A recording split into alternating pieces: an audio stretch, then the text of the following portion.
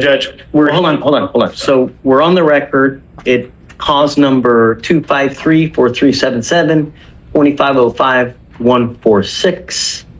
I think that's all we have here, right? Yes. Yes. Okay, so guys, for the record, please announce yourselves. Say, Anna Eady, EADY, for Mr. Wiggins. Nathaniel Meunier spelled Munier, also for the defense. so hold on, before you get into anything, stay. You wanted to bring something to the court's attention. Yes, Judge. So we had received a call that Mr. Wiggins was in violation of the protective order that was in this VPO, and that he was reaching out to the complainant witness in this case. We have checked the jail calls.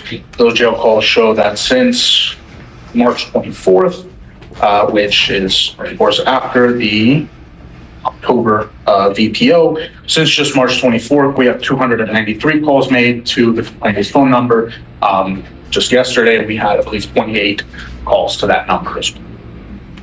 So in one day, you're saying he made how many calls? So yesterday, he attempted 28 calls to the complainant's phone. So, Judge, I'm going to preface this conversation with, Miss Eady texted me about 10 minutes ago, so I came up on short notice on this. But my understanding is that there's no longer a protective order in effect, because it's been long enough that the protective order... There's an order for him not to have any contact with her. Are those part of his bond conditions? Yes. My client's not on bond. Well, he is not supposed to have any contact with her whatsoever. I understand, Judge, but the way that this court and other courts in the county have structured those conditions have been bond conditions, which my client is not on a bond. He is in custody. He has not broken. I have ordered him, even though he's in custody, not to call her. I understand, Judge. Assuming that he had violated some form of a court order that is not a bond condition, I believe the appropriate remedy would be contempt, and which would be a separate criminal proceeding. At the same time, for Ms. Eady talking to me today, it sounds like that the court was going to order ag-seg in the jail, so the formal... The only way that we can revoke phone privileges on someone is ag-seg. Yes, Judge. My issue with that is it's a hammer when a scalpel is needed. So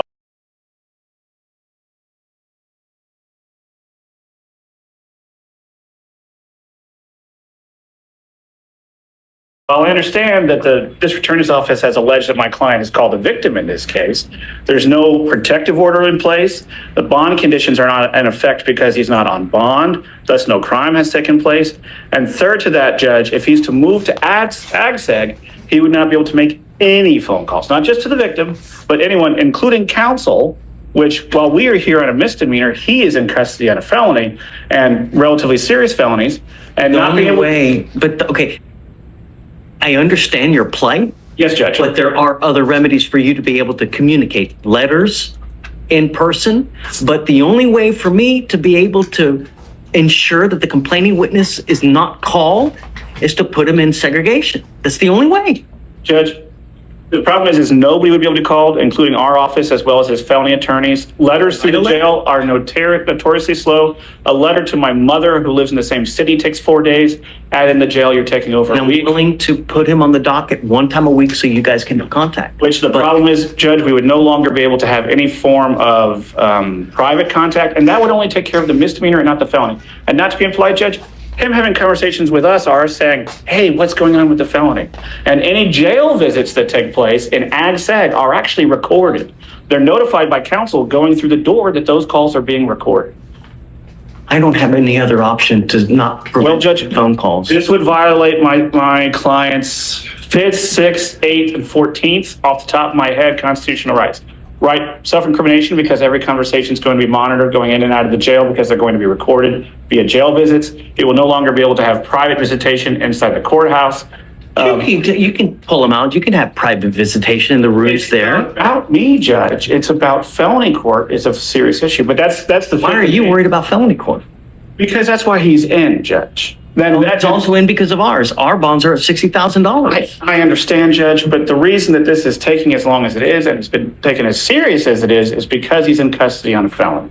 And this court making him to where he cannot participate fully with counsel is, There are other means for you guys to participate, but I've ordered you not to have contact with her. You've called her now over 300 times. I don't understand why you guys aren't filing additional charges anyways. sorry, Judge, I missed the last statement. I'm sorry.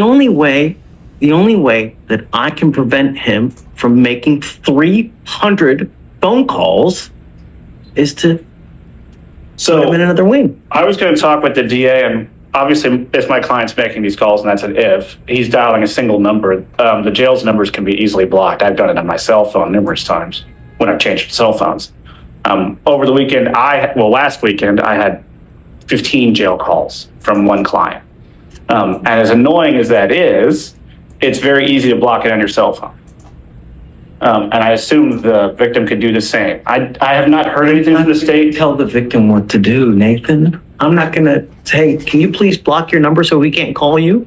The least restrictive means, Judge, strict scrutiny dealing with constitutional rights. No other way to prevent him from making phone calls. I have acquiesced to you guys before and I have admonished him before. Please don't. We put you in SEG last time. You were there a month. You came here begging and pleading, I'm not going to do it, I'm not going to do it. And now we have 300 phone calls.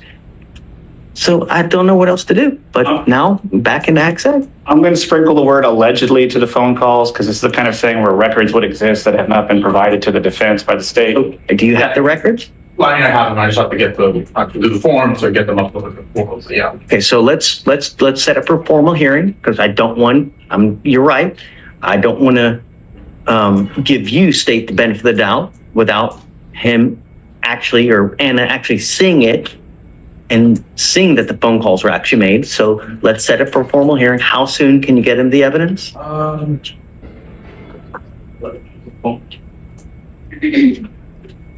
trying to think of the last time that I got killed. It could be tomorrow, it'll be a few days. So, I don't know if we want to set it off next Monday or something like that. I think I should have it by then. This was just the point of that. Actually, connected with spent those places.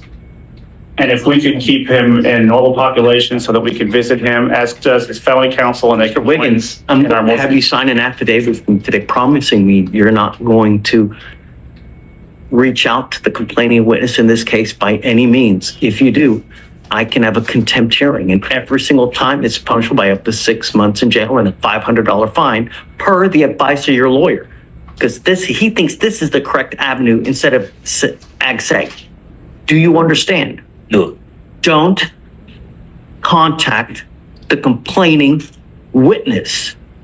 Don't use anyone else to contact the complaining witness. Don't use anyone else's number to contact the complaining witness. I'm going to rephrase what he just said. That means calls going through third parties. So if you call mom and have mom call her, that's against the rules. If you call mom and have mom forward the call, that's against the rules. Et cetera, et cetera. Good. Okay.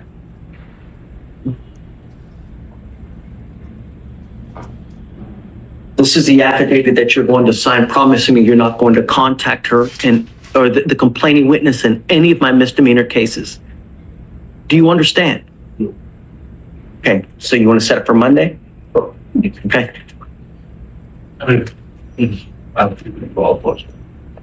Let's just get it as soon as you can, get it to them. Have a hearing on Monday to see whether he's actually making the phone calls that we ordered him not to. This is you swearing that you will not make these calls. And let it be clear that I truly have no least restrictive means than to deny his ability to make phone calls to the complaining witness. There really is no less restrictive means. Judge, my understanding is that the jail can prevent Mr. Wiggins' SPIN number from calling. In the last time, he used someone else's SPIN number to make the phone calls. And what's that? So, Yeah. well, we'll see this time. I don't know. Okay, all right. Just before we tell the record, Mr. Wiggins, I want you to make this aware that this is the court having you swear, which is legally binding, that you will not be making any calls. And if you violate this sworn oath, then that is punishable under the law. You understand? Sure. Okay. Thank you, Judge.